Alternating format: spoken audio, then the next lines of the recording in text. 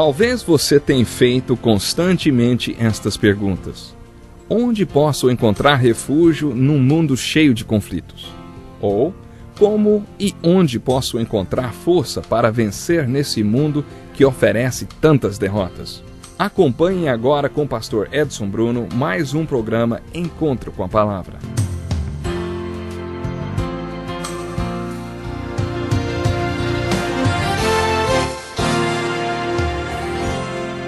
Bem-vindo para mais um Encontro com a Palavra. Esse é um estudo de toda a Bíblia. Já chegamos aos livros poéticos e o segundo deles, escrito por Salomão, é chamado de o Livro de Eclesiastes, que significa o pregador. Na verdade, o livro inteiro é um sermão, daí o seu nome. Salomão pregou esse sermão para os jovens de Israel quando já era velho. Você se lembra que no Salmo 127, Salomão disse que é possível que nos preocupemos em vão? Você lembra? Que é possível que alguém trabalhe muito e à toa? E que é possível construir em vão e ainda construir coisas que não valem a pena? Coisas erradas? Essa foi a essência do sermão de Salomão, chamado Salmo 127. Nesse salmo, Salomão faz uma reflexão sobre a sua vida. Ele achou que tinha se preocupado com coisas que não valeram a pena, que tinha trabalhado muito à toa e que tinha construído coisas erradas. O livro de Eclesiastes é uma expansão do Salmo 127.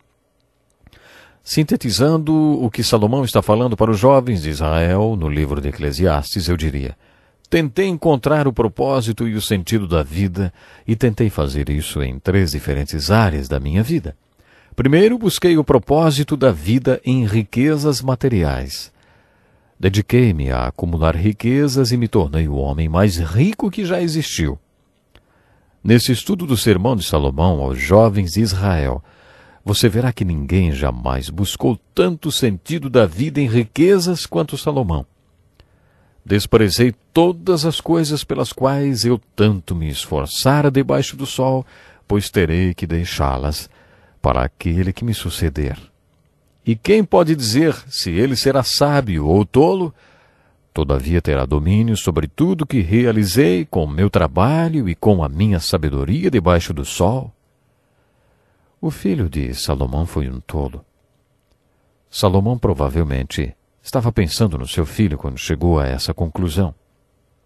Depois de se tornar o homem mais rico do mundo, Salomão ponderou sobre sua riqueza e morte inevitável e disse: há um mal terrível que vi debaixo do sol, riquezas acumuladas para a infelicidade do seu possuidor. Ele ainda diz: o homem sai nu no ventre de sua mãe, e como vem, assim vai. De todo o trabalho em que se esforçou, nada levará consigo. Quando Salomão percebeu que as riquezas não são o propósito e nem o sentido da vida, ele se propôs a buscar a sabedoria. Novamente ele disse: fiquei famoso e ultrapassei em sabedoria todos os que governaram Jerusalém antes de mim. De fato, adquiri muita sabedoria e conhecimento. Por isso me esforcei para compreender a sabedoria, bem como a loucura e a insensatez. Mas aprendi que isso também é correr atrás do vento. Assim como ele não encontrou propósito nem sentido para a vida nas riquezas, ele também não encontrou propósito nem sentido para a vida na busca pela sabedoria. Ele concluiu que o propósito da vida não estava nas riquezas, porque ele não podia levar suas riquezas com ele para a vida além da sepultura. Também não encontrou propósito nem sentido para a vida na sabedoria, porque descobriu que a sabedoria não leva à felicidade. Você já viu a escultura O Pensador? O pensador não é a imagem de uma pessoa feliz. A escultura tem uma aparência apática e entediada. Salomão explica a lógica de sua conclusão. Quanto maior a sabedoria, maior o sofrimento. E quanto maior o conhecimento, maior o desgosto. Portanto, um doutor ou um intelectual, necessariamente, não será a pessoa que terá felicidade para dar. Quando eu estava na faculdade, tinha uma dúvida. Estava me formando em 2 áreas, Bíblia e Psicologia, e tinha dificuldade de conciliar essas 2 matérias. Eu tinha aula da Bíblia e de Psicologia o dia todo. À noite, como balconista, estudava comportamento humano. Eu fazia tantas perguntas para um dos meus professores que um dia ele me disse: "Sabe o que você precisa fazer? Você tem que viajar para o interior. Quando você vir um rebanho de bois, pare o carro e aproxime-se de uma vaca. Fique frente a frente com uma vaca, olhando nos seus olhos. Vai fazer bem para você olhar no olho de uma vaca, porque as vacas são muito felizes e satisfeitas." Até puseram a foto de uma vaca em uma lata de leite com símbolo de satisfação. O tipo de satisfação conhecido como satisfação bovina. A satisfação bovina está baseada na ignorância. A vaca não sabe que o mundo está política e religiosamente dividido. Ela não tem conhecimento sobre as formas democráticas e terroristas de governo, nem tem qualquer conhecimento sobre as armas nucleares que poderiam acabar com a raça humana. A vaca não sabe nada disso e por isso é feliz e satisfeita. Então vai passear, ache uma vaca, olhe nos olhos dela e relaxe, disse o professor. Quando pensei sobre isso, decidi que realmente precisava relaxar, mas não queria ser como uma vaca, não queria o contentamento, a satisfação baseada na ignorância. Eu contei tudo isso para dizer: será que esta busca pela sabedoria fará de você uma pessoa feliz? Anos atrás conheci um oficial militar no alto escalão que estava representando seu país na OTAN em uma conferência sobre a corrida armamentista entre a Rússia e os Estados Unidos durante aqueles famosos anos da Guerra Fria. Ele estava ficando meio desequilibrado porque viu o que as armas termonucleares podiam causar. Para mim, ele foi uma constatação que o conhecimento não traz felicidade. A busca de Salomão pela sabedoria o levou à mesma conclusão. Na introdução desse curso da Bíblia eu disse que o conhecimento não é uma virtude, mas a aplicação do conhecimento é. Agora eu gostaria de acrescentar que o conhecimento não é sabedoria. A aplicação correta do conhecimento é sabedoria. Nessa segunda busca pelo propósito e sentido da vida, Salomão concluiu que não chegaria a lugar nenhum, porque o conhecimento não é o caminho certo para a felicidade. Salomão concluiu que a sabedoria leva ao sofrimento e o conhecimento à tristeza. Salomão diz aos jovens de Israel, nesse sermão intitulado Eclesiastes, que tentou um terceiro caminho em busca pelo propósito e sentido da vida. Ele dedicou-se a conhecer as extravagâncias e futilidades da vida. Ele disse que foi em busca de todos os prazeres que o mundo podia oferecer. Eu disse a mim mesmo: venha, experimente a alegria, descubra as coisas boas da vida. Às vezes olho para as pessoas ricas e vejo as coisas que elas têm graças ao dinheiro. Aí penso que se eu tivesse aquele dinheiro todo, mostraria para elas o que fazer com ele. Já pensei comigo mesmo: é uma pena que elas tenham tanto dinheiro e não saibam como se divertir com ele. Elas não sabem aproveitar o que têm. Eu saberia o que fazer com todo aquele dinheiro. Salomão diz que teve dinheiro e soube aproveitá-lo. Decidi entregar-me ao vinho e à extravagância, mantendo, porém, a mente orientada pela sabedoria. Não me neguei nada com os meus olhos, aquilo que meus olhos desejaram. Que declaração, hein? Ninguém nunca buscou o divertimento e autogratificação como Salomão. No entanto, Salomão diz que enquanto ele se entregava à diversão, ele se perguntou para que adiantava aquilo tudo e o que ele realmente estava conseguindo.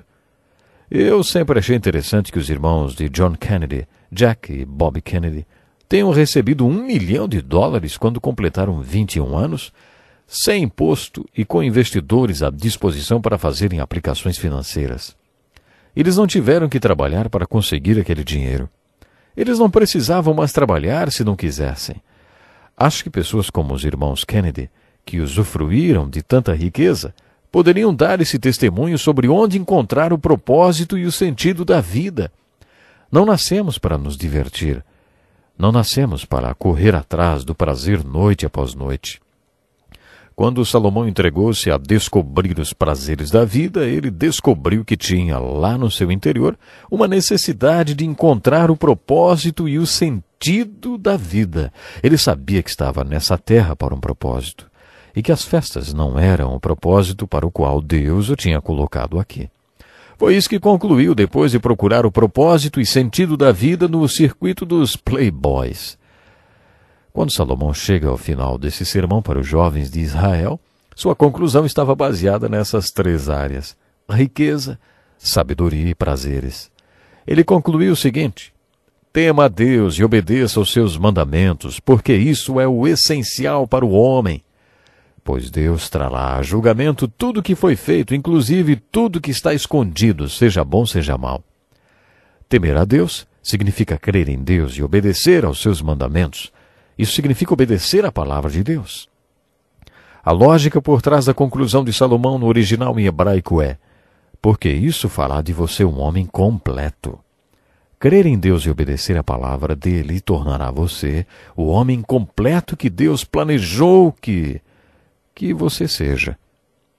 Aí que você encontrará o propósito e o sentido para a vida. Aí que você encontrará a realização como ser humano. Segundo Salomão, o homem obediente e temente é a glória de Deus. Essa foi sua mensagem para os jovens de Israel. Outro motivo para essa conclusão de Salomão é que haverá um julgamento. Salomão tem muito a dizer no livro de Eclesiastes sobre as injustiças da vida. Diante dessas grandes injustiças, Salomão conclui simplesmente que um dia haverá julgamento. Esse julgamento futuro é parte importante da lógica de Salomão para encontrar o propósito e sentido da vida que só são encontrados quando cremos em Deus e obedecemos a sua palavra. Essa é a essência do sermão de Salomão dado aos jovens de Israel. Quando você lê o livro de Eclesiastes, você descobre um sistema duplo de verdade. Em certos momentos, Salomão duvida, em outros ele questiona. Em certos momentos, Salomão desafia tudo. Em outros, ele sequer está recebendo revelação de Deus. É por isso que o livro de Eclesiastes é o livro preferido de muitos céticos e descrentes. Muitos desses céticos e descrentes adoram o livro de Eclesiastes, porque nele Deus permitiu que Salomão expressasse todas as dúvidas que tinha. Salomão foi um homem brilhante e questionou e duvidou muito. Salomão tornou-se muito pessimista, quase a ponto de ser filosoficamente derrotado. Quando Salomão busca a revelação e Deus lhe dá, ele transmite lindas joias de sabedoria. Algumas dessas joias do livro de Eclesiastes são ainda mais preciosas que as do livro de Provérbios. Vamos ficar por aqui hoje. Deus lhe abençoe. Que lição importantíssima. Obrigado, pastor Edson Bruno. Prezado ouvinte, coloque em prática o que você ouviu aqui. Sem dúvida, sua vida será grandemente abençoada.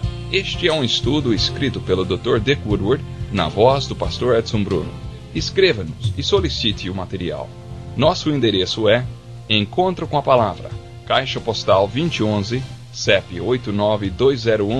89201-970, Joinville, Santa Catarina. Até o nosso próximo encontro com a Palavra.